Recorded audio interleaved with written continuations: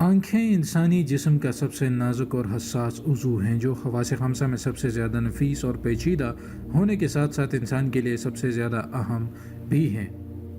اس لیے قدرت نے اس کی حفاظت کے لیے بہت انتظامات کر رکھے ہیں۔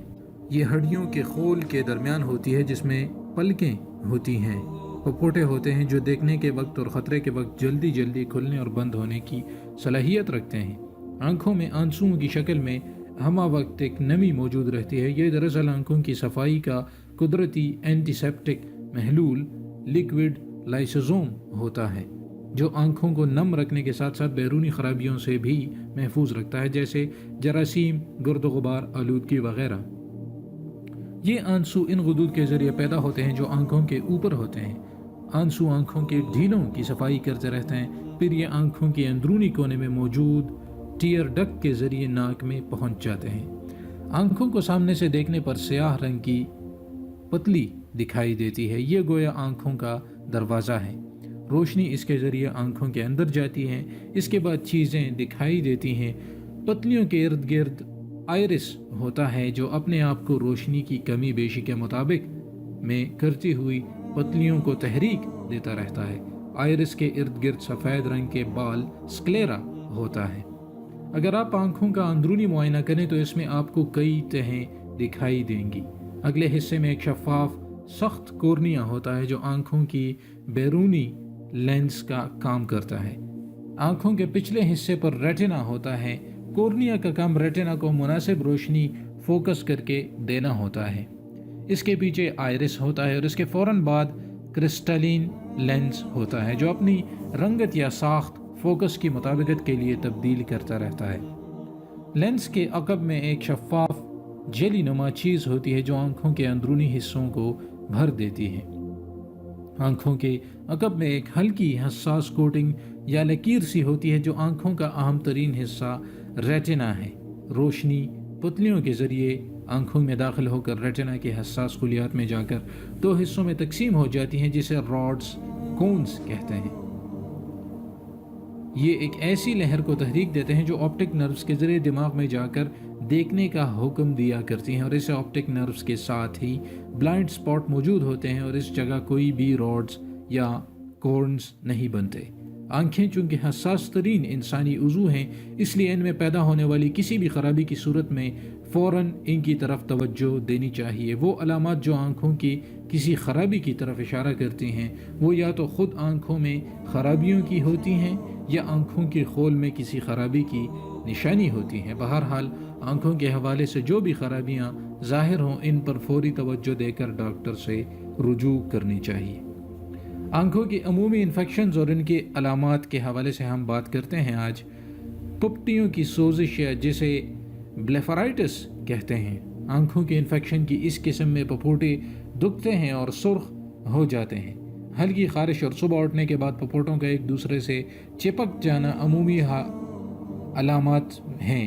اس کا سبب کسی قسم کی الرجی یا جلد پر کسی قسم کی حساسیت کا ابھرنا بھی ہو سکتا ہے۔ آشوب چشم یا کنجکٹیوائٹس، آنکھوں کے سفید حصوں کا خون کی طرح سرخ دکھائی دینا، ان میں سوزش اور تکلیف بھی ہونا، آنکھوں سے پانی بہنا، آنکھوں سے گہری سفید یا زرد رطوبت کا اخراج ہونا، آشوب چشم کی عمومی علامات کے زمرے میں شمار کیا جاتا ہے۔ اس صورت میں بھی صبح کے وقت پپوٹے ایک دوسرے سے چپک جاتے ہیں۔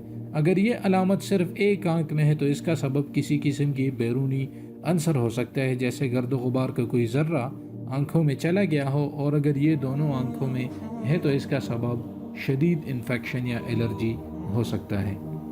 اگر بچہ اس تکلیف کے ساتھ بیمار بھی ہو، یعنی اسے بخار بھی آ رہا ہو، تو پھر یہ میزلز یعنی خسرہ یا کبھی کبھی ہونے والی بیماریوں کا واساکی کی علامت بھی ہو سکتی ہے۔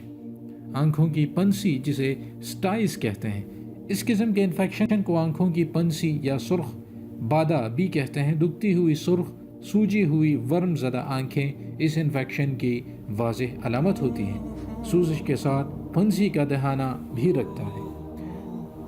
آنسو کی نالی کی بندش، جسے بلاکیج آف ٹیئر ڈک بھی کہتے ہیں۔ بچوں کی آنکھوں میں ہر وقت آنسو بھرے ہوئے دکھائی دیں، یعنی آنکھوں میں پانی دکھائی دے، اور جب یہ پانی خارج ہو تو یہ بہت گاڑھی رطوبت کی صورت میں ہوتا ہے۔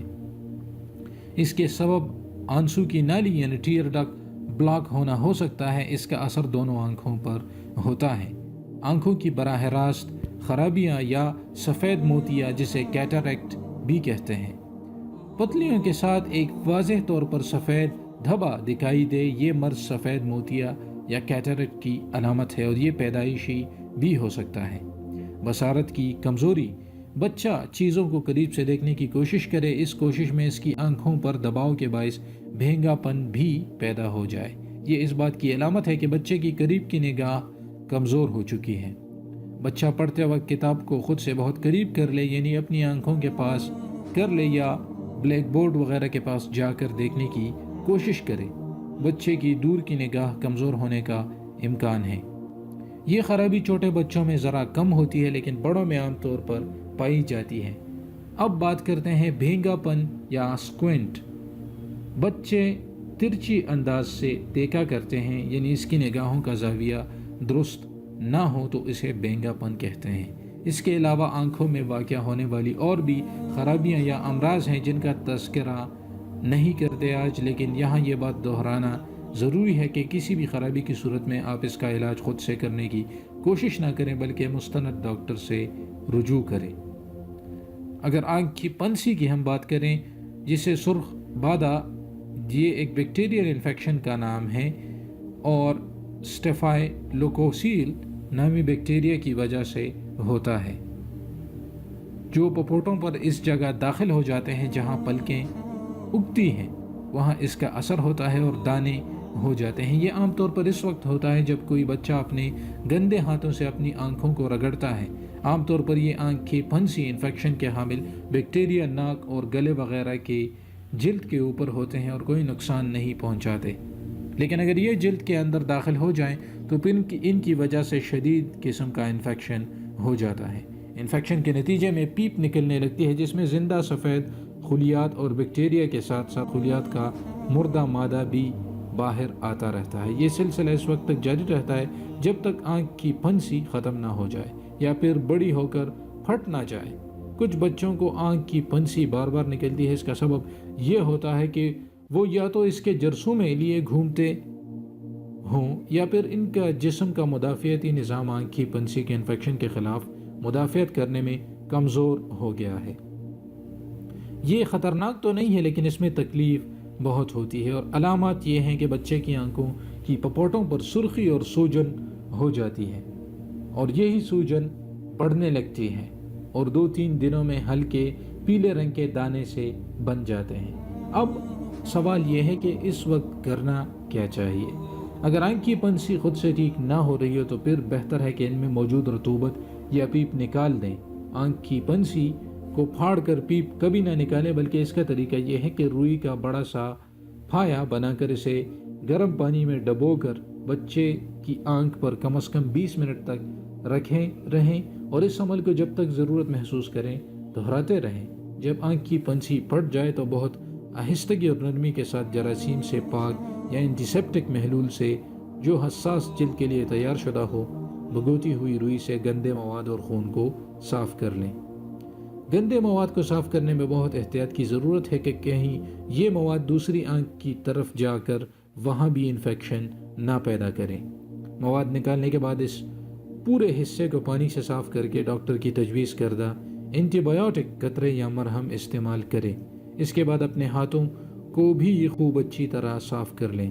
اگر آنکھ کی پھنسی یا سرخ بادہ اپنے سائز میں بہت بڑی ہو یا اس میں تکلیف ہو رہی ہو تو پھر ڈاکٹر سے رجوع کریں۔ ڈاکٹر پھر ناک اور منہ کی رطوبت کا کیمیائی تجزیہ کروا کر یہ معلوم کرنے کی کوشش کرے گا کہ بیکٹیریا کہاں کہاں پیدا ہو رہا ہے۔ اب احتیاط، بچوں کو ہر وقت ہاتھ دھونے کی تلقین کرتے رہیں۔ بچوں کو ناک ہاتھ سے صاف کرنے کی اجازت نہ دیں۔ انہیں ہدایت کریں کہ وہ اس ضرورت کے لیے اپنے ساتھ رومال یا ٹیشو پیپر ساتھ رکھا کریں۔ اگر آپ یہ محسوس کریں کہ بچوں کو آنکھ کی پھنسی مسلسل ہونے لگی ہے تو پھر اس کی غذا میں تازہ پھلوں اور سبزیوں کی مقدار زیادہ کر دیں۔